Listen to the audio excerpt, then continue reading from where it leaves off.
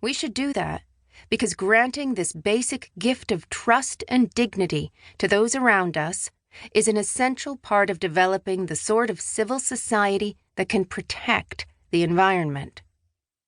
To be honest, this, how interesting attitude is not always my first reaction when I encounter other people's comments about and actions toward the environment. When I see people throw trash out of their car window, my first thought is typically something along the lines of, "What an asshole." While reading a book written by a wise and knowledgeable woman who at one point instructed her readers not to buy food that wasn't produced using organic methods, my first impulse was to think, judgmentally, how judgmental? If, after many years of research culminating in a book that tries to convince people not to make character judgments based on others' relationships with the environment, I still do, is this pointless? No. I am confident that our society and our planet would be better off if we could habitually respond to unfamiliar environmental beliefs and behaviors by thinking, how interesting. Why is this something they think or do? This kind of thinking does not just happen.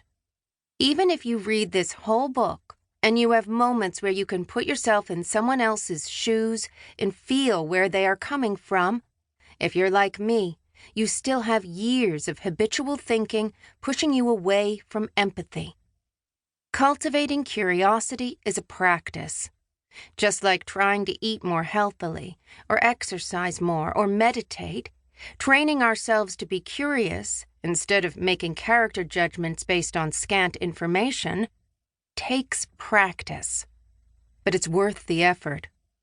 In fact, I'm often asked, what is the one thing I should do to help the environment?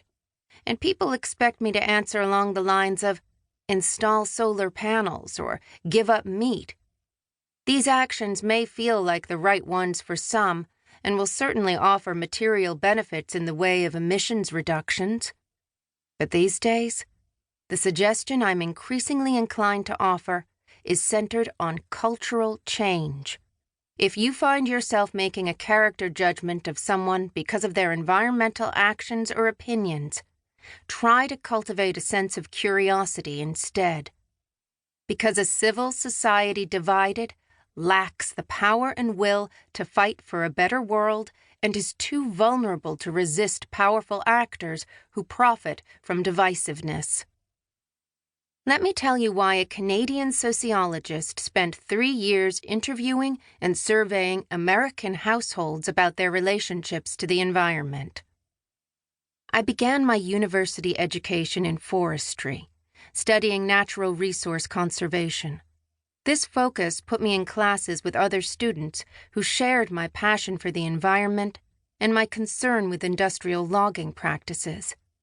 But in the summers, to pay for my education, I worked in the forest industry.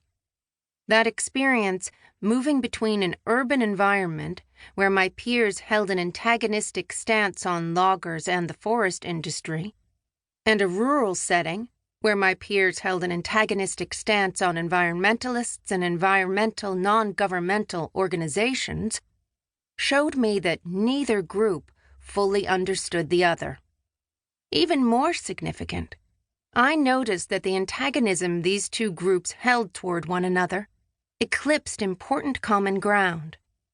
All of the people I studied and worked with cared about the environment, although they did so in ways that seemed at times to be incompatible. I started my first academic job at Washington State University in Pullman, a small town located a few miles west of the border with Idaho. My experience in forestry and university in Canada struck me as a tension between so-called blue-collar workers, whose livelihoods depended on natural resource extraction, and comparatively white-collar students who were embedded in a knowledge economy. But when I moved to Washington, I sensed much of the same antagonism in conversations with neighbors